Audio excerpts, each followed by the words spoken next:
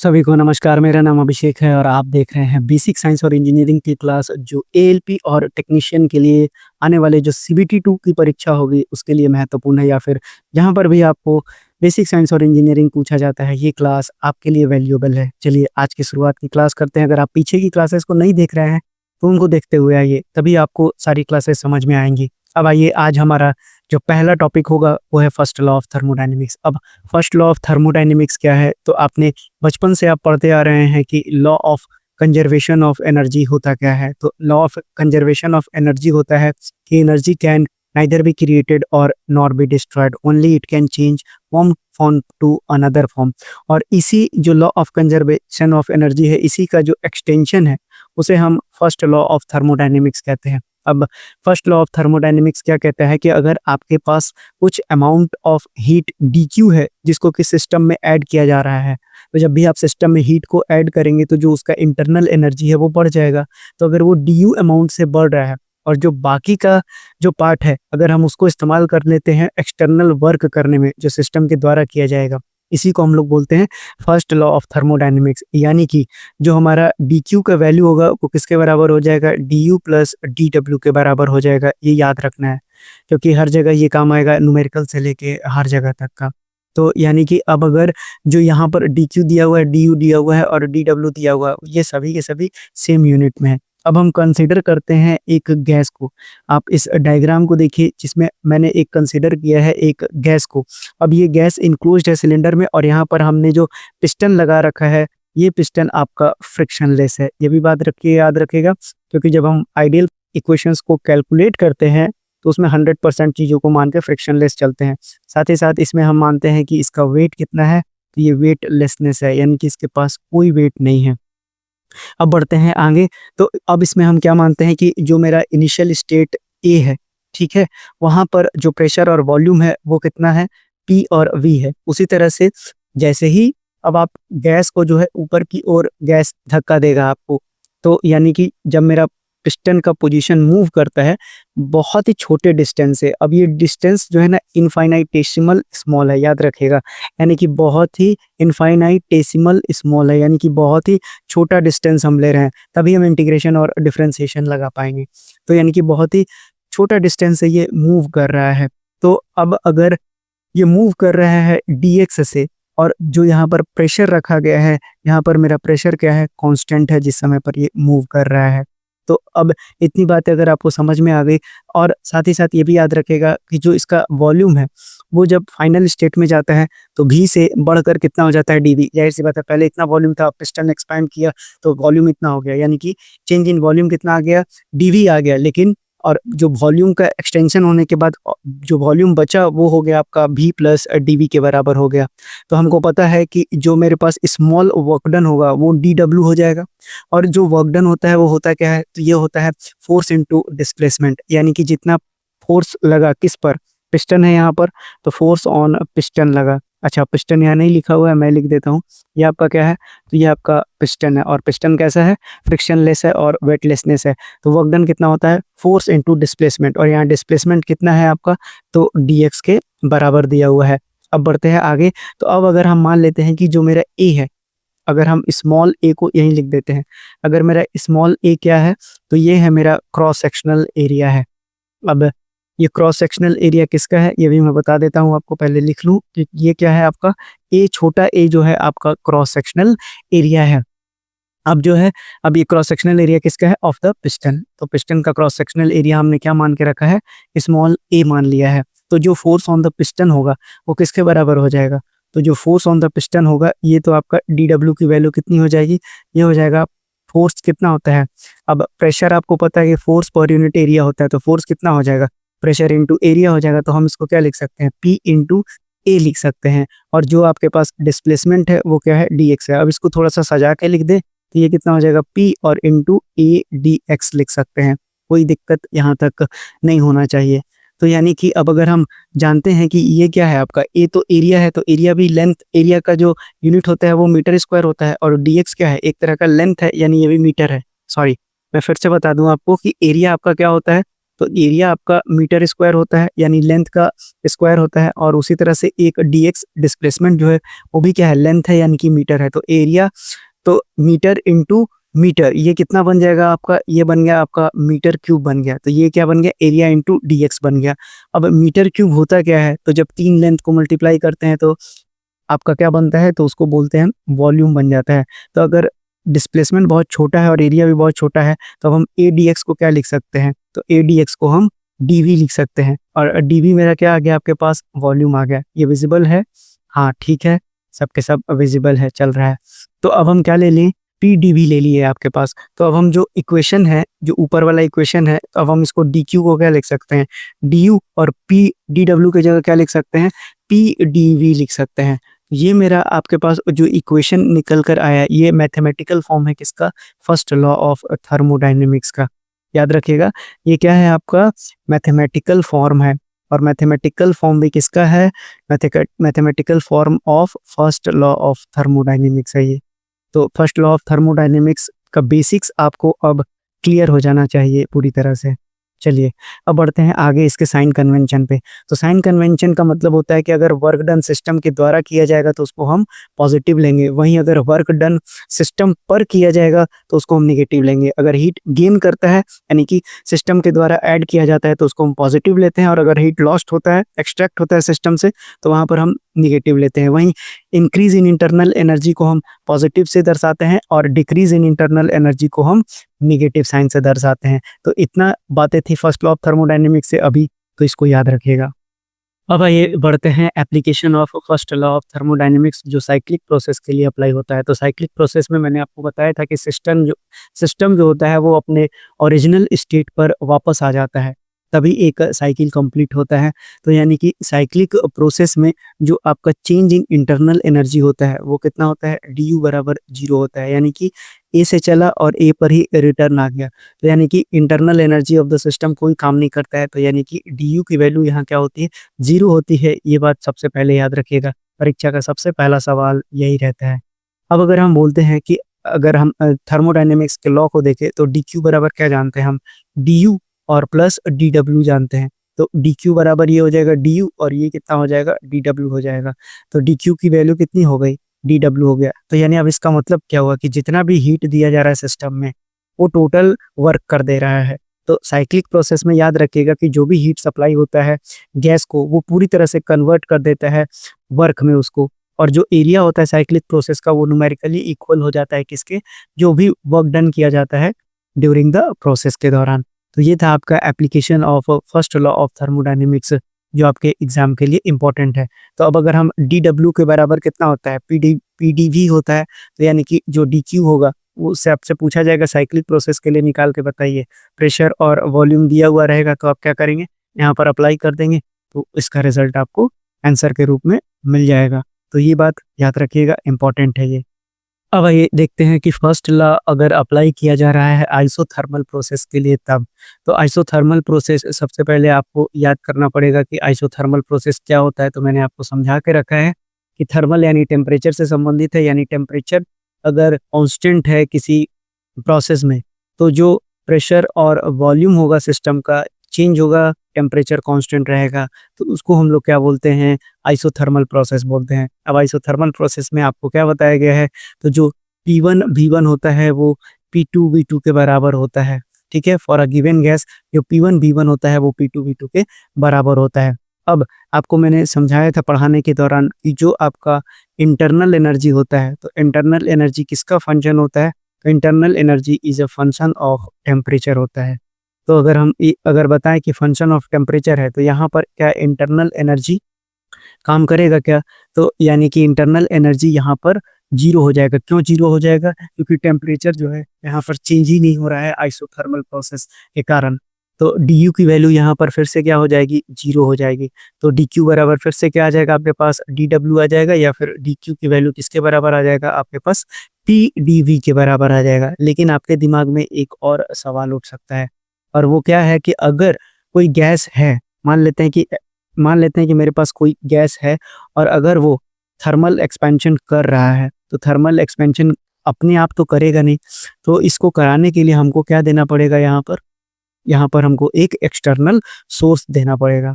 समझ में आ गया? यानी कि अगर कोई ऐसा केस है, यानी कि मेरे पास अगर चेंज इन, यानी कि अगर मेरे पास कोई वॉल्यूम है, बहुत छोटा वॉल्यूम जिसको कि हम डीवी से डिनोट करते हैं, तो जो पीडीवी होगा पॉजिटिव होगा और जो डीक्यू होगा वो भी पॉजिटिव होगा।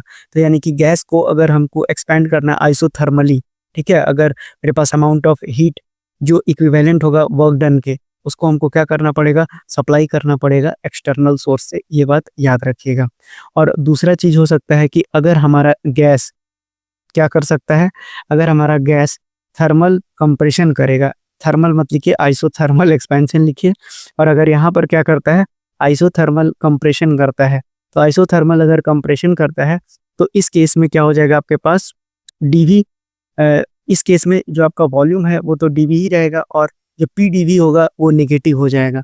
और पीडीवी नेगेटिव होने के कारण आपका जो डीक्यू होगा वो भी क्या हो जाएगा आपके पास, नेगेटिव हो जाएगा। यहाँ पर पीडीवी कैसा था, पॉजिटिव था, एक्सटर्नल सोर्स से हम ले रहे थे। और उसी तरह से आपके पास यहाँ डीक्यू भी क्या आ रहा था, पॉजिटिव आ रहा था। लेकिन कंप्रेशन के केस में क्या हो जाएगा, पीडीवी भी निगेटिव हो जाएगा और डीक्यू भी निगेटिव हो जाएगा। यानी कि अगर हमको किसी गैस को कंप्रेस करना है आइसोथर्मली, तो जो अमाउंट ऑफ हीट इक्विवेलेंट होगा किसके, वर्क डन जो भी किया जाएगा गैस पर, उसको हमको उसमें से हटाना पड़ेगा, रिमूव करना पड़ेगा। तो ये था, ये दो कंडीशन जो आपको समझ में आ गए होंगे। तो अब हम निकालने जा रहे हैं work done during the isothermal process क्या होता है, जो सबसे ज़्यादा इम्पोर्टेंट है। तो देखिए आपके सामने ये फिगर बना हुआ है, इस फिगर को दोबारा एक्सप्लेन करने की ज़रूरत नहीं है, एक बार मैंने पीछे जो एक्सप्लेन किया था वही यहाँ पर भी एक्सप्लेनेशन होगा।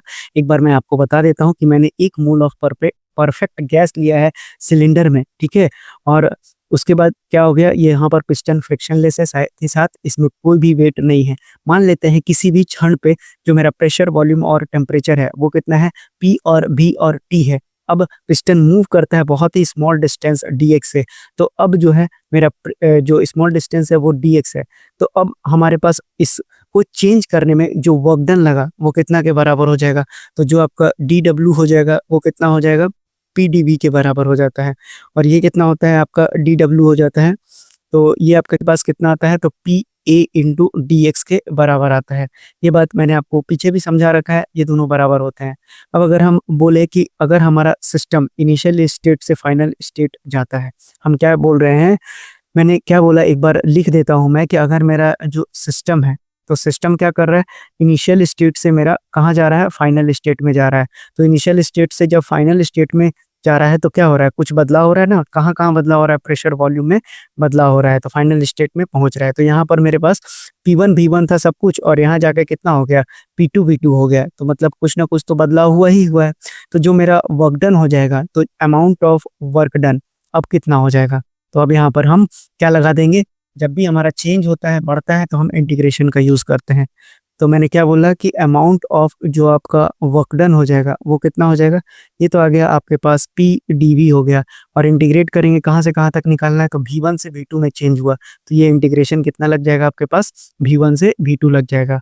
अब अगर हम बात करते हैं कि अगर मेरे पास 1 मोल ऑफ गैस है, तो फॉर 1 मोल ऑफ, अगर मेरे पास गैस है तो 1 मोल ऑफ गैस के लिए हम क्या बोलते हैं कि जो मेरे पास आइडियल गैस इक्वेशन है, क्योंकि यहाँ पर गैस कैसा है, आइडियल है, ये भी बात याद रखिएगा, क्योंकि फ्रिक्शनलेस पिस्टन ले रहे हैं, फ्रिक्शनलेस तो वो भी आइडियल ही लेंगे।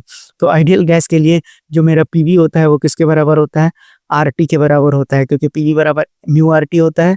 और मैंने बोला यहाँ पर कि हम 1 मोल ऑफ गैस ले रहे हैं, तो एन या म्यू की वैल्यू कितनी ले ली, 1 ले ली। तो अब अगर हम यहाँ से प्रेशर को निकाल लें, तो प्रेशर कितना हो जाएगा, प्रेशर हो जाएगा आपके पास RT अपॉन V के बराबर हो जाएगा। अब इस P की वैल्यू को हम सब्स्टिट्यूट कर देते हैं इक्वेशन में, कहाँ पर, तो यहाँ पर इस इक्वेशन में हम सब्स्टिट्यूट कर देते हैं।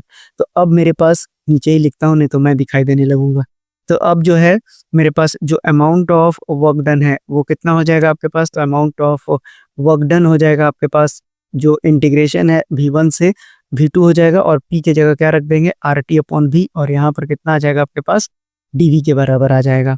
तो यहाँ तक आई होप क्लियर हो गया होगा। अब हमको पता है कि जो आइसोथर्मल प्रोसेस है, यहाँ पर क्या होता है, टेम्परेचर कांस्टेंट रहता है।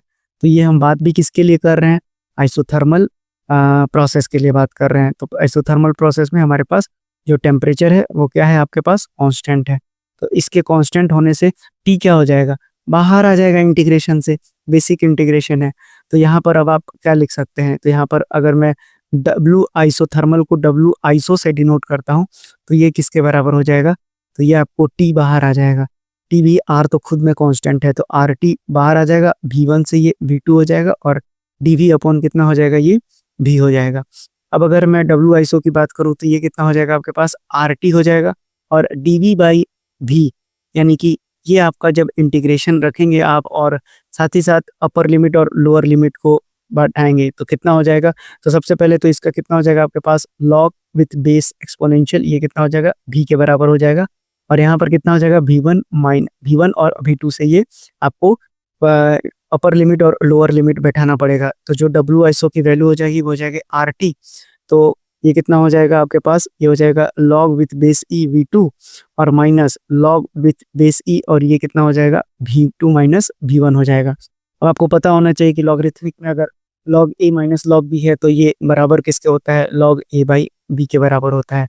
तो अब हम डब्ल्यू आइसो को क्या लिख सकते हैं, तो ये लिख सकते हैं R T log with base e v two upon कितना हो जाएगा, ये वी वन के बराबर हो जाएगा।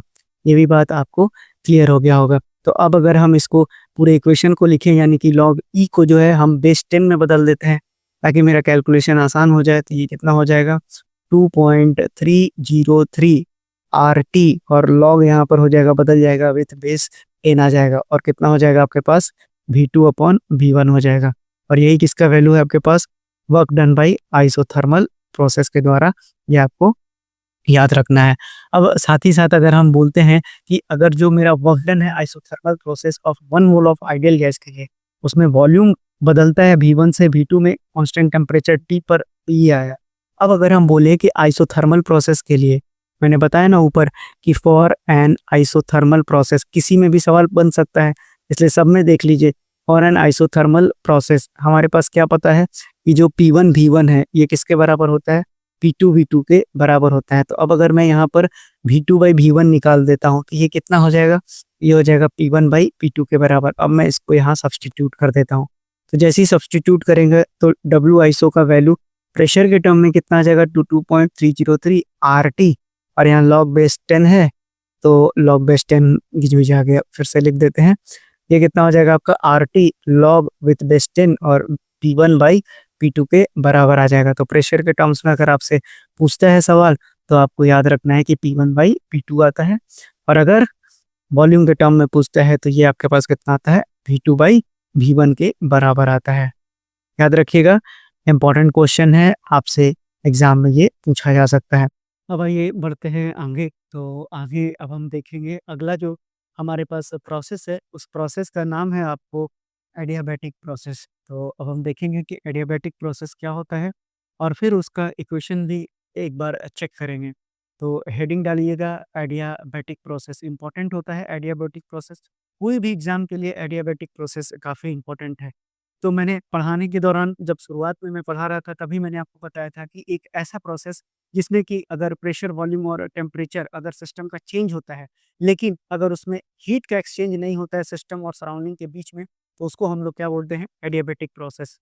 तो यानी कि चेंज किस में होता है, अगर सिस्टम की बात करें, अगर मेरे पास कोई एक सिस्टम है तो सिस्टम में जो चेंज होगा वो किस में होगा, प्रेशर में होगा, वॉल्यूम में होगा, ठीक है। लेकिन यहाँ पर टेम्परेचर में भी होगा। लेकिन अगर मैं बात करूं कि क्या यहाँ पर एक्सचेंज ऑफ हीट होगा क्या, तो हीट का एक्सचेंज यहाँ पर नहीं होता है। तो याद रखिएगा कि एक ऐसा प्रोसेस जिसमें कि प्रेशर, वॉल्यूम और टेम्परेचर तो चेंज होता है लेकिन हीट का एक्सचेंज नहीं होता है, तो ऐसे को हम लोग बोलते हैं एडियाबैटिक प्रोसेस। तो ये बात आपको क्लियर हो गई होगी। और किसके किसके बीच में, तो बिटवीन भी लिख लीजिएगा, सिस्टम और सराउंडिंग के बीच की बात की जा रही है। अब आप पढ़ रहे हैं थर्मोडाइनेमिक्स इतने दिन से, तो ये बातें भी आपको अब तक क्लियर हो गई होंगी। तो अब अगर हम बात करें, तो अगर हीट अगर कोई एक्सचेंज नहीं हो रहा है, हीट का कोई एक्सचेंज नहीं हो रहा है, यानी कि अब अगर कोई एडियाबैटिक प्रोसेस हो रहा है तो वहाँ पर हम एक परफेक्ट गैस को लेंगे किसी सिलेंडर में, और साथ ही साथ जो हमारा वाल होगा वो कैसा होगा, तो इंसुलेटेड होगा ताकि हीट का एक्सचेंज ना हो पाए। तो ये बात भी याद रखिएगा। तो अब इस प्रक्रिया में जो मेरा वाल होगा सिलेंडर का वो कैसा होगा, तो इंसुलेटिंग वाल होगा, ठीक है। अब गैस को कंप्रेस और अलाउ करने के लिए किया तो जाएगा लेकिन बहुत क्विकली किया जाएगा। तो यानी कि अगर कोई एडियाबैटिक प्रोसेस है, तो हम क्या बोल सकते हैं कि जो मेरे पास सिलेंडर होना चाहिए, उसके पास सबसे पहला कंडीशन क्या होना चाहिए, तो उसके पास एक इंसुलेटिंग वाल्व होना चाहिए और साथ ही साथ जो गैस है मेरा, गैस को हमको बहुत ही जल्दी gas should be compressed quickly, ठीक है? और कंप्रेस्ड के साथ-साथ बहुत ही तेज़ी के साथ कंप्रेस्ड भी होना चाहिए और साथ ही साथ अलाउड टू एक्सपैंड क्विकली, यानी एक्सपेंशन और जो एक्सपैंड क्विकली, यानी कि कंप्रेशन और एक्सपेंशन दोनों की प्रक्रिया जो है वो काफ़ी तेज़ी से होनी चाहिए एडियाबैटिक प्रोसेस के केस में। तो चलिए इतना तो था अब बेसिक्स के बारे में, अब हम इसके आगे पढ़ेंगे जिसमें हम इसके इक्वेशंस को देखेंगे कि पीवी गामा कांस्टेंट कैसे बना। अगर आपको सिर्फ बातें याद रखनी है जो भी मैं रेड कॉलम से या फिर जो भी मैं डब्बे से बंद कर देता हूँ या फिर ज़्यादा जिस पर एम्फेसिस देता हूँ, जोर देता हूँ, वो चीज़ आपको याद रखना है। अब अगर मैं इक्वेशन निकालने के लिए जाऊँ, तो इक्वेशन निकालने से पहले मैं एक डायग्राम पहले बना देता हूँ। तो ये आपके पास एक सिलेंडर है और सिलेंडर के बारे में सारी बातें आपको पता चल चुकी हैं कि कैसा होना चाहिए एडियाबैटिक प्रोसेस के लिए। तो ये बातें हो गई। अब जो है पिस्टन जो है कुछ दूर तक इसमें लेना पड़ेगा हमको, क्योंकि डिस्प्लेसमेंट देना पड़ेगा ना, तभी तो ये आएगा। अभी इसका जो डिस्प्लेसमेंट है, यहाँ पर हम कितना लेंगे, dx लेंगे। ये मेरा पिस्टन है और पिस्टन कैसा होता है, तो वेटलेसनेस एकदम बिल्कुल और साथ ही साथ फ्रिक्शनलेस होता है। ये आगे हम पढ़ाते हुए आपको आ गए हैं। अब इनिशियल में जो मेरे पास इनिशियल फेज़ था, वहाँ पर प्रेशर, वॉल्यूम और टेम्परेचर की वैल्यू क्या-क्या थी, तो P, V और T थी। उसी तरह से यहाँ पर कितना हो जाएगा, तो यहाँ पर प्रेशर तो P ही रहेगा, वॉल्यूम में चेंज होगा तो V प्लस dV हो जाएगा और T प्लस dt हो जाएगा टेम्परेचर में। आई होप ये विज़िबल है? हाँ, ठीक है, विज़िबल है। और यहाँ पर मेरा क्या भरा हुआ है, आइडियल गैस भरा हुआ है। तो ये तो थी सिलेंडर के संबंध से जानकारी। अब आगे बढ़ते हैं, अब हम इस क्वेश्चन को कैसे डिराइव करेंगे। तो मान लेते हैं कि जो गैस है मेरा, जो कि सिलेंडर में है, उसको हम अलाउ कर देते हैं एक्सपैंड करने के लिए, तो पिस्टन मूव कर जाता है इस इनफाइनाइटेसिमली स्मॉल डिस्टेंस जो कि dx के बराबर होता है। ये मैं आपको बहुत बार समझा चुका हूँ। तो अब इसको निकालने की प्रक्रिया चालू करते हैं। तो अब बहुत ही स्मॉल डिस्टेंस भी कवर किया है, तो हर चीज़ स्मॉल ही निकलेगा, तो यानी वर्क डन भी कितना निकलेगा, काफ़ी स्मॉल निकलेगा। तो अगर मैं लिखता हूँ कि जो small amount of work done है, small amount of work done by gas कितना हो जाएगा आपके पास, तो ये हो जाएगा dw और ये किसके बराबर होता है, pa इंटू dx और ये कितना होता है, pdv के बराबर होता है। अब ए क्या है, तो क्रॉस सेक्शनल एरिया है, ये भी बात याद रखिएगा। अब अगर हम बोलते हैं कि मेरे पास अगर cv क्या दिया हुआ है, स्पेसिफिक स्पेसिफिक हीट है, ठीक है, एट कांस्टेंट वॉल्यूम पर। तो कांस्टेंट वॉल्यूम पर मेरे पास cv स्पेसिफिक हीट दिया हुआ है और साथ ही साथ dt जो है मेरा, ये मैंने बताया आपको, जब ये चेंज होता है तो ये कितना होता है, जो मेरा dt है वो स्मॉल डिक्रीज इन टेम्परेचर है, बहुत ही माइन्यूट है, स्मॉल डिक्रीज इन टेम्परेचर दिया हुआ है। तो अब अगर हमको पता है कि वाल जो सिलेंडर का है वो नॉन कंडक्टिंग है, तो इससे पहले अगर हम इंटरनल एनर्जी निकाल लेते हैं, तो du कितना हो जाएगा आपका, du होता है cv इंटू dt के बराबर होता है। अब अगर मैं बोलूँ कि मेरा जो वाल ऑफ सिलेंडर है वो नॉन कंडक्टिंग है, यानी कि वहाँ से कोई हीट इंटर भी नहीं कर सकता है और लीव भी नहीं कर सकता है। तो मैं शुरुआत में ही ये चीज़ बता चुका हूँ, क्योंकि ये एडियाबैटिक प्रोसेस है, तो मेरा वाल्व कैसा है, नॉन कंडक्टिंग है। अब ये जैसे ही नॉन कंडक्टिंग हो जाएगा, यानी कि जो dq की वैल्यू है वो कितना हो जाएगा, 0 के बराबर हो जाता है। तब अगर dq 0 हो गया, तो अगर हम यहाँ पर फर्स्ट लॉ ऑफ थर्मोडायनेमिक्स लगा देते हैं, तो फर्स्ट लॉ ऑफ जब हम थर्मोडायनेमिक्स लगाएँगे तो कितना होता है मेरे पास, ये होता है dq बराबर du प्लस dw होता है। अब अगर dq की बात करें तो ये तो 0 हो गया है, du कितना है, cv dt के बराबर है और dw कितना है आपका, ये आपका p dv के बराबर होता है। तो यानी कि अब हम इसको सीधा-सीधा लिख दें, तो cv dt बराबर प्लस p dv, इसकी वैल्यू कितनी हो जाएगी, 0 हो जाएगी। ये विज़िबल है? ठीक है, यहाँ तक तो विज़िबल हो गया आपको। अब अगर मैं आपको बता दूँ कि अगर मैं परफेक्ट गैस इक्वेशन की बात करता हूँ, तो अगर परफेक्ट गैस इक्वेशन की बात करता हूँ और मेरे पास 1 मोल ऑफ गैस तो रहेगा ही, क्योंकि गैस है तो 1 मोल ऑफ गैस हमको लेना पड़ेगा। तो पीवी कितना बराबर हो जाएगा, तो पीवी बराबर कितना हो जाएगा आपके पास, आरटी हो जाएगा। अब मैं अगर इसको डिफरेंशिएट कर देता हूँ, मैंने क्या बोला, अब मैं इसको डिफरेंशिएट कर देता हूँ, तो आपको फ़ॉर्मूला याद है चाहे नहीं याद है, वो मैं नहीं लिखने वाला हूँ। तो कितना हो जाएगा आपका, पीडीवी और प्लस वीडीपी, ये किसके बराबर हो जाएगा? आरडीटी के बराबर हो जाएगा। तो ये बात भी आपको क्लियर हो गया होगा, ये तो सिंपल सा डिफरेंशिएशन है। तो अब हमको क्या निकालना है? हमको यहाँ दिख रहा है dt, तो dt का वैल्यू हमको चाहिए ही चाहिए। तो हम क्या करेंगे, dt कैसे निकालेंगे? तो dt का वैल्यू कितना आ जाएगा आपके पास? तो ये आ जाएगा pdv और प्लस vdp और अपॉन कितना हो जाएगा? ये r के बराबर हो जाएगा। तो dt की वैल्यू भी अब आपके पास उपलब्ध है। अब अगर हम क्या करते हैं कि जिसकी ज़रूरत है, यानी कि मुझे इसकी ज़रूरत है, तो ये चीज़ें तो आपने अपने कॉपी में नोट कर लिया होगा। तो अगर मैं इस इक्वेशन में अब इसको सब्स्टिट्यूट करूँगा, इसको इस dt को लाके मैं यहाँ पर सब्स्टिट्यूट करूँगा। अब ये कितना बन जाएगा आपके पास? तो ये बन जाएगा CV और ये हो जाएगा आपका PdV प्लस VdP और डिवाइडेड बाय कितना हो जाएगा? AR हो जाएगा और प्लस कितना बचेगा? ये PdV बचेगा। ये सब विज़िबल है ना? अ, हाँ, बिल्कुल विज़िबल है। तो PdV बराबर ये कितना हो जाएगा आपके पास? ये हो जाएगा 0 के बराबर। अब इसको गुना कीजिए तो CV इंटू PdV हो जाएगा और ये CV इंटू VdP हो जाएगा और प्लस R यहाँ मल्टीप्लाई हो जाएगा तो PdV हो जाएगा और R इधर जाके कितना हो जाएगा? 0 के बराबर हो जाएगा। तो अब अगर मैं देखूँ, तो अगर मैं यहाँ पर ये वाला और ये वाला को देखूँ, तो मैं कॉमन ले सकता हूँ क्या? तो मैं dV कॉमन ले लूँगा तो यहाँ कितना बचेगा? CV इंटू P और प्लस पीवी कॉमन निकालिए क्योंकि पीडीवी कॉमन है तो सीवी प्लस कितना आ जाएगा आपके पास? सीवी प्लस आर के बराबर आ जाएगा और इधर कितना बचेगा आपके पास? सीवी और ये हो जाएगा वीडीपी और ये कितना के बराबर हो गया? 0 के बराबर हो गया। कि मैं यहाँ पर डिवाइड कर देता हूँ बोथ साइड्स। तो बोथ साइड्स आप डिवाइड कीजिए सीवी और पीवी से। तो यहाँ पर देखिए पीडीवी बटा कितना हो जाएगा आपके पास? PdV into CV plus R divided by ये कितना हो जाएगा? CV और इंटू पीवी हो जाएगा और ये कितना हो जाएगा आपका? CV इंटू VDP और divided by CV into PV हो जाएगा। अब इधर तो ये 0 के बराबर ही रहेगा तो P से P को काट दीजिए और यहाँ पर CV से CV को काट दीजिए। अब आगे देखते हैं इसके तो कितना होता है। अब मुझे पता है कि CP माइनस CV बराबर कितना होता है? R होता है। तो CV का वैल्यू कितना होता है?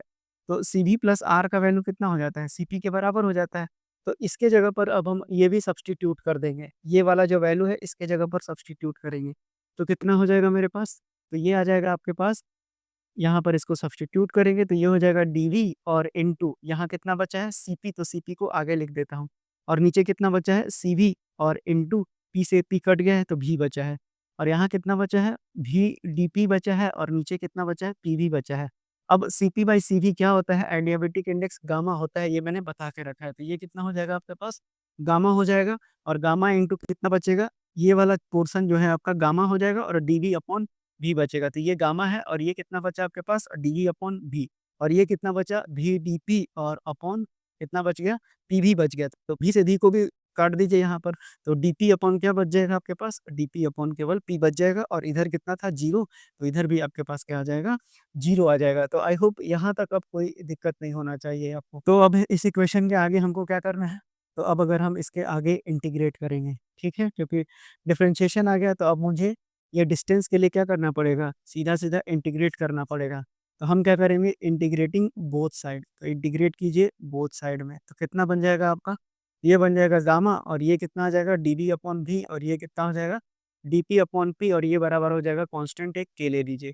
तो अब ये कितना हो जाएगा? गामा और ये हो जाएगा आपका लॉग भी और ये कितना हो जाएगा आपका? लॉग पी हो जाएगा और ये बराबर हो जाएगा की।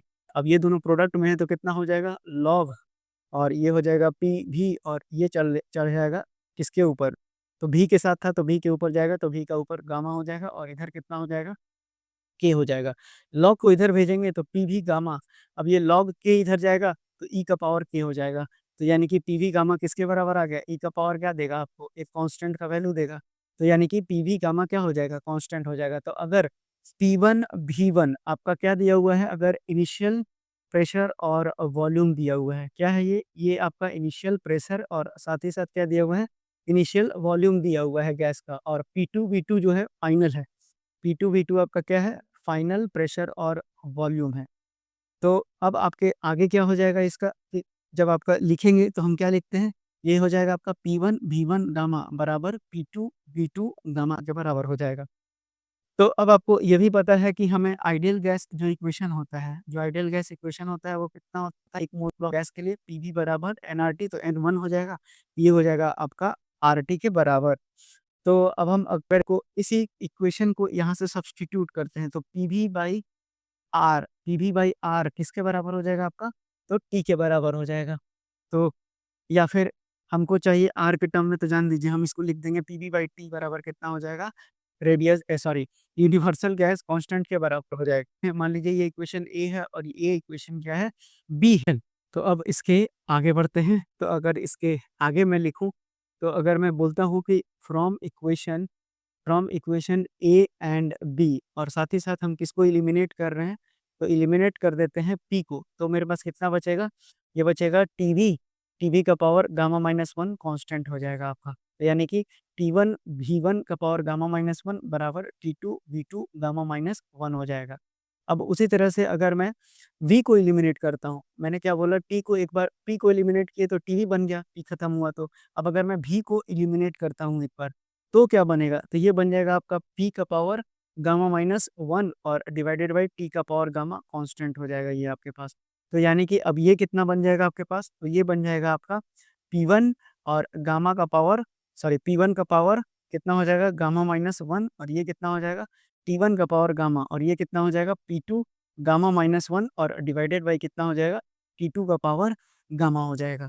तो ये बातें थी जो आपको दिमाग में रखनी है कि प्रेशर और टेम्परेचर के टर्म में कितना होगा, टेम्परेचर और वॉल्यूम के टर्म में कितना होगा, और प्रेशर और वॉल्यूम के टर्म में कितना होगा। ये तीनों बातें आपको याद रखनी है, बहुत ही ज़्यादा इम्पोर्टेंट है।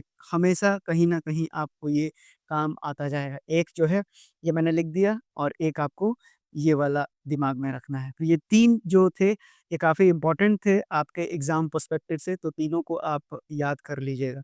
तो अब हम बढ़ते हैं आगे। तो ये तीनों इक्वेशन आपको दिखाते हैं, state for an adiabatic change को दिखाते हैं। चलिए, तो अब अगर मैं इसको पूरी तरह से मिटा देता हूँ और अब मैं लगाऊँगा फर्स्ट लॉ ऑफ थर्मोडायनेमिक्स। कहाँ पर मैं फर्स्ट लॉ ऑफ थर्मोडायनेमिक्स का यूज़ करूँगा? तो मैं इसको एडियाबैटिक प्रोसेस में अप्लाई करता हूँ। तो मैं लिख देता हूँ कि जो मैं फर्स्ट लॉ ऑफ थर्मोडायनेमिक्स है मेरा, थर्मोडायनेमिक्स, अब मैं इसको कहाँ अप्लाई कर रहा हूँ? तो अप्लाइड टू एडियाबैटिक प्रोसेस। तो एडियाबैटिक प्रोसेस में निकालिए तो कितना हो जाएगा? अब आपको सब कुछ पता है। तो मैंने बताया कि जो dq होता है वो 0 होता है यहाँ पर, और du plus p d v किसके बराबर होता है? 0 के बराबर। तो यानी कि पी डी वी कितना हो जाएगा? माइनस डी के बराबर, यानी कि जो इंटरनल एनर्जी आपका आएगा वो क्या हो जाएगा? आपका निगेटिव हो जाएगा। इतनी बात समझ में आ गई? यानी कि पी डी वी, यानी कि ये कंडीशन कब बनेगा आपका? तो अब इस कंडीशन को समझ लेते हैं। तो यानी कि जब भी कोई गैस अगर एडियाबैटिक एक्सपेंशन करेगा, याद रख लीजिएगा, एडियाबैटिक एक्सपेंशन करेगा, तो यहाँ पर क्या होगा? तो डीवी जो होगा, और साथ ही साथ पीडीवी सीधा लिखिए ना, तो पीडीवी कितना हो जाएगा आपका? पॉजिटिव हो जाएगा, और डीयू क्या हो जाएगा आपका? निगेटिव हो जाएगा। उसी तरह से अगर आप गैस को, यानी कि अगर हम गैस को एक्सपैंड करते हैं एडियाबैटिकली, तो इंटरनल एनर्जी डिक्रीज करता है, और जो गैस होता है वो क्या हो जाएगा? कूल डाउन हो जाएगा। क्या बोला मैंने? मैं लिख भी देता हूँ कि अगर इंटरनल एनर्जी आपका डिक्रीज होता है, यहाँ पर क्या हो जाएगा? इंटरनल एनर्जी डिक्रीज होगा, तो गैस, इसका मतलब क्या हो जाएगा? गैस कूल डाउन हो जाएगा। ये भी बात याद रखिएगा। तो ये भी समझ में आ गया होगा। अब उसी तरह से अगर कोई गैस है और एडियाबैटिक कंप्रेशन हो रहा है, क्योंकि 2 ही बातें मैंने बताई थी शुरुआत में, तो कंप्रेशन हो रहा है, तब ये क्या हो जाएगा? तो इस केस में आपका जो पीडीवी हो जाएगा, वो क्या हो जाएगा? नेगेटिव हो जाएगा। पीडीवी आपका नेगेटिव हो जाएगा, और डीयू क्या हो जाएगा? पॉजिटिव हो जाएगा। तो अब अगर इस केस में देखें, तो अगर गैस कंप्रेस हो रहा है एडियाबैटिकली, तो इसका इंटरनल एनर्जी क्या होता है? बढ़ जाता है। बहुत इंपॉर्टेंट क्वेश्चन बनेगा। इंटरनल जो एनर्जी है वो क्या हो जाएगा आपका? इंक्रीज कर जाएगा। और जब इंटरनल एनर्जी बढ़ेगा तो क्या गैस कूल डाउन होगा क्या? नहीं, गैस कूल डाउन आपका नहीं होगा, बल्कि जो गैस होगा वो आपका हीटेड हो जाएगा। तो ये बहुत ही इंपॉर्टेंट पॉइंट था, यहाँ पर ये वाला और यहाँ पर ये वाला, और मैंने आपको बिल्कुल इक्वेशंस के थ्रू ही समझा दिया है। तो याद रखिएगा इस पॉइंट को, काफ़ी इम्पोर्टेंट है आपके एग्ज़ाम पर्सपेक्टिव से। तो ये एडियाबैटिक से संबंधित बातें थी, और भी थोड़ी बहुत बातें एडियाबैटिक से संबंधित बची हुई हैं, उसको भी देख लेते हैं। अब हम यहाँ पर निकालेंगे कि वर्क डन कितना होता है। तो लिखते जाइए, याद करते जाइए जो-जो आपको ब्रैकेट में लिखवाया जा रहा है। आपको बस वही याद करना है जो ब्रैकेट में आपको लिखवाया जा रहा है। तो अब अगर मैं अब बोलूँ कि अब मुझे क्या निकालना है? तो मुझे निकालना है work done during adiabatic process. तो आपका डायग्राम अब मैं दोबारा नहीं बनाने वाला हूँ, जो डायग्राम शुरुआत में बनाया था वही यहाँ पर भी रहेगा। तो एडियाबैटिक प्रोसेस के दौरान अब हम क्या निकालेंगे, तो वर्क डन निकालेंगे। तो हमको पता है, सारा चीज़ मैं बता चुका हूँ। तो डी डब्ल्यू किसके बराबर होता है, पी डी वी के बराबर होता है। तो चेंज कितना से कर रहा था, तो चेंज कर रहा था आपका p one we one initial state था और पी टू वी टू क्या था, आपका फाइनल स्टेट था। तो अब अगर मैं दोनों को इंटीग्रेट करता हूँ तो ये हो जाएगा पी डी वी, और कहाँ से कहाँ तक इंटीग्रेट होगा, तो वी वन से लेके वी टू तक इंटीग्रेट होगा। अब ये कितना बचेगा, डब्ल्यू बचेगा, और ये कितना हो जाएगा, वी वन से वी टू हो जाएगा, और ये पी डी वी के बराबर हो जाएगा। तो अब अगर मैं बात करता हूँ, तो फॉर एन एडियाबेटिक चेंज, अब आपको सब कुछ पता है कि अगर एडियाबेटिक चेंज हो रहा है तब आपके पास जो पी वी गामा है वो किसके बराबर है, कांस्टेंट के बराबर है। तो यानी कि पी की वैल्यू कितनी हो जाएगी, के, और भी उधर जाएगा तो कितना लेकर आएगा। अब ध्यान से समझिएगा, इधर से भी यहाँ नीचे जाएगा तो भी का पावर माइनस गामा हो जाएगा, तो यानी उधर जाएगा तो ये मल्टीप्लाई होकर भी कितना हो जाएगा, भी का पावर माइनस गामा के बराबर हो जाएगा। ये बात याद रखिएगा। अब अगर हम पी की वैल्यू को सब्स्टिट्यूट कर देते हैं, पी की वैल्यू को सब्स्टिट्यूट करेंगे तो मेरे पास जो डब्ल्यू एडियाबेटिक आ जाएगा। अब अगर मैं लिखता हूँ कि जो मेरे पास डब्ल्यू एडियाबेटिक है, ये कितना हो जाएगा, ये हो जाएगा वी वन से लेके वी टू तक ये चला जाएगा, और आपके पास पी की जगह कितना आ जाएगा, पी की जगह आ जाएगा के, और ये हो जाएगा भी का पावर माइनस गामा, और ये बचा आपके पास डीवी। तो अब आपको इसी का क्या करना है, इंटीग्रेशन करना है। तो अब इंटीग्रेशन कैसे करेंगे, तो आपको पता है कि एक्स का पावर एन का फॉर्मूला क्या होता है, तो ये होता है एक्स का power n plus one divided by n plus one. यहाँ पर ये कितना हो जाएगा आपके पास, तो मैं सीधा लिख देता हूँ आपको, डब्ल्यू एडियाबेटिक ये कितना के बराबर आ जाएगा, तो के कांस्टेंट है तो बाहर आ जाएगा, और भी का पावर कितना हो जाएगा, एन प्लस वन, तो ये कितना हो जाएगा, माइनस गामा प्लस वन, और नीचे भी कितना हो जाएगा, माइनस गामा प्लस वन। थोड़ा सा इसको अच्छे से लिख दीजिए, तो ये कितना हो जाएगा, के भी वन माइनस गामा, और नीचे भी ये कितना हो जाएगा आपके पास, वन माइनस गामा के बराबर हो जाएगा। ये बात याद रखिएगा। और साथ ही साथ अब आपका यहाँ पर क्या चलेगा, अपर लिमिट और लोअर लिमिट, ये हो गया वी वन, और ये हो गया आपका वी टू हो गया। तो अब अगर मैं देखता हूँ यहाँ पर, तो अब इसको निकाल लीजिए, तो k डिवाइडेड बाई आपका वन माइनस गामा बाहर आ जाएगा, तो अंदर क्या बचेगा, v वन माइनस गामा, और ऊपर कितना हो जाएगा, v वन, और ये हो जाएगा आपके पास v टू हो जाएगा। ये आपका w एडियाबेटिक का वैल्यू है। ठीक है, अब मैं इधर लिखता हूँ ताकि आपको वहाँ से कंफ्यूजन ना हो। तो अब अगर हम इधर लिखते हैं, थोड़ा सा ज़्यादा नीचे बचा हुआ है यूज़ करने का इसको, तो ठीक है यूज़ कर लेते हैं हम। तो अब अगर हम यहाँ पर डब्ल्यू एडियाबेटिक देखें, विजिबल है? हाँ, ठीक है, विजिबल है। तो अब अगर हम इसको यहाँ से लिखने का कोशिश करें, तो ये क्या हो जाएगा आपका k divided by one minus gamma. अब ये आपके पास क्या है, अपर लिमिट में क्या बचा हुआ है, V2 बचा हुआ है। तो यहाँ कितना हो जाएगा आपके पास, V2 वन माइनस गामा, और माइनस लोअर लिमिट कितना हो जाएगा, V1 वन माइनस गामा हो जाएगा। चलिए, अब आगे बढ़ते हैं। तो यहाँ से अगर मैं, मुझे पता है कि अब अगर मैं जानता हूँ कि अगर डब्ल्यू एडियाबेटिक अगर मैं लिखता हूँ, तो ये के को अंदर ले लेता हूँ मैं, तो ये one by gamma minus one बचेगा, और यहाँ कितना हो जाएगा, तो ये हो जाएगा के वी वन और वन माइनस गामा, और यहाँ कितना हो जाएगा, के वी टू और वन माइनस गामा हो जाएगा ये। ठीक है, तो अब इसको मोड में ले लीजिए, ताकि निगेटिव है तो पॉजिटिव कर लेंगे। और फिर जो है, ये आपके पास अब मुझे पता है कि जो के होता है वो किसके बराबर होता है, कांस्टेंट कितना होता है, P one we one gamma बराबर P two V two gamma, अभी मैंने पढ़ाया था आपको। तो अगर के बराबर P one we one gamma और P two V two gamma होता है, तो यानी कि अब हम इसकी वैल्यू को सब्स्टिट्यूट करेंगे, तो जो डब्ल्यू एडियाबेटिक है वो किसके बराबर आ जाएगा, तो ये आ जाएगा आपके पास one by gamma minus one, और यहाँ पर अगर मैं लिखूंगा, ये कितना हो जाएगा, पी वन वी वन, ये कितना हो जाएगा, के की जगह हम क्या रखेंगे, P1 V1, और इस यहाँ पर क्या दिया हुआ है, गामा, और V1 साथ में हो जाएगा गामा वन माइनस गामा के बराबर। उसी तरह से यहाँ पर सब्स्टिट्यूट करेंगे तो के बराबर P2 V2, और साथ ही साथ V2 कितना हो जाएगा, वन माइनस गामा के बराबर हो जाएगा। याद रखिएगा, ये ऐसे चल रहा है। अब अगर मैं डब्ल्यू एडियाबेटिक लिखता हूँ, तो ये कितना हो जाएगा, one by gamma minus one, और ये देखिए सेम बेस पे पावर ऐड हो जाता है, तो ऐड हो जाएगा तो क्या बचेगा आपके पास, simply P one we one, क्योंकि गामा से गामा कट जाएगा, और यहाँ कितना बचेगा, तो पी टू वी टू बचेगा, क्योंकि वी टू का पावर कितना बच जाएगा, केवल वन बच जाएगा। तो अब आपके पास कितना आ गया, जो डब्ल्यू एडियाबेटिक की वैल्यू है, ये आ गया आपके पास one by gamma minus one P one we one minus P two V two के बराबर। अब हमको एक और चीज़ पता है, वो क्या है कि अब अगर मेरे पास एक मोल ऑफ परफेक्ट गैस है, जो बार बार हम लोग करते हैं, तो वन मोल अगर ऑफ परफेक्ट गैस है, यानी कि म्यू की वैल्यू कितनी हो गई मेरे पास 1 हो गई। तो अगर मेरे पास n या फिर म्यू की वैल्यू 1 हो गई तो हमको आइडियल गैस के बारे में पता है और वो क्या पता है कि पीवी बराबर कितना हो जाता है आपके पास?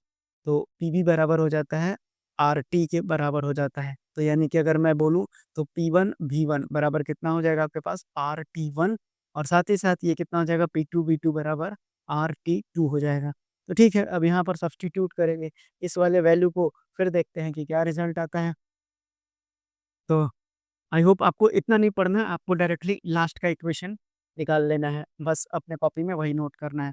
तो अब मैं इनकी वैल्यू को यहाँ सब्स्टिट्यूट करूँगा, तो अब डब्ल्यू एडियाबेटिक की वैल्यू कितनी हो जाएगी? एक वैल्यू आपको ये वाला भी याद रखना है, P1 V1 और P2 V2 के टर्म में। अब आपके पास जो डब्ल्यू एडियाबेटिक की वैल्यू हो जाएगी 1 बाई गामा माइनस 1 हो जाएगा और यहाँ पर कितना हो जाएगा आपके पास RT1 और माइनस RT2 के बराबर हो जाएगा। तो डब्ल्यू एडियाबेटिक की एक वैल्यू कितनी हो गई? 1 बाई गामा माइनस 1 और ये हो जाएगा R बाहर निकाल लीजिए और ये कितना बचेगा आपके पास? T1 माइनस T2 के बराबर बचेगा। तो इसको भी आप नोट करके लिख लीजिए। बहुत ही इम्पोर्टेंट है, आपके हर परीक्षाओं में पूछा जा सकता है। अब अगर मैं बोल देता हूँ, अब अगर मैं बोलूँ आपके पास कि m, अगर मेरे पास m मॉलिक्यूलर वेट है, ठीक है? m क्या है मेरे पास? m मेरे पास मॉलिक्यूलर वेट है। तो अगर मैंने m मॉलिक्यूलर वेट को कंसीडर किया है गैस का, तो अब मेरे पास जो वर्क डन हो जाएगा, तो work done during the adiabatic process, work done during the adiabatic process. अब क्या बदलाव आ जाएगा? क्योंकि आपके पास कभी adiabatic work done during the adiabatic process. तो अब क्या बदलाव आएगा ये भी देख लीजिए। आपसे कई बार एग्जाम में मॉलिक्यूलर वेट दे देता है तो आप कंफ्यूज हो जाते हैं कि इसमें बैठा है कि इसमें बैठा है इस सवाल को। तो आपको कुछ नहीं करना है। तो अगर अगर मैं यहाँ पर डब्ल्यू एडियाबेटिक निकालूँ तो आपको पता है कि ये कितना होता है, मॉलिक्यूलर वेट कंसीडर करेंगे तो ये कितना हो जाएगा R by m into gamma minus 1। ये सिंपली कितना हो जाएगा आपका T1 माइनस T2 के बराबर हो जाएगा। तो एक वैल्यू आपके पास ये भी आ गया। तो आप तीनों चारों वैल्यू को याद कर लीजिएगा, ये आपके लिए काफ़ी इम्पोर्टेंट रहेगा। तो एडियाबेटिक प्रोसेस से संबंधित इतनी सारी बातें हैं जो भी मैंने आपको डब्बे में बंद किया है वो आपको याद कर लेना है। ठीक है? तो आज की क्लास यहीं तक रखे रहेगी। अब अगले दिन अगले मतलब अगला जो टॉपिक होगा उसको देखेंगे और कोशिश करेंगे कि जल्दी से जल्दी आपका थर्मोडायनेमिक्स खत्म हो जाएगा, तो एक काफ़ी बड़ा बर्डन रिड्यूस हो जाएगा। फिर आप याद करते रहिए, फिर उसके क्वेश्चंस को भी मैं कराऊँगा आपको। उसके बाद के जो चैप्टर्स हैं, उसमें जो है उसको भी डिटेल में पढ़ेंगे, लेकिन वो ऐसे नहीं है, इतने कठिन टाइप के नहीं। तो चलिए मिलते हैं फिर अगली क्लास में, तब तक के लिए धन्यवाद।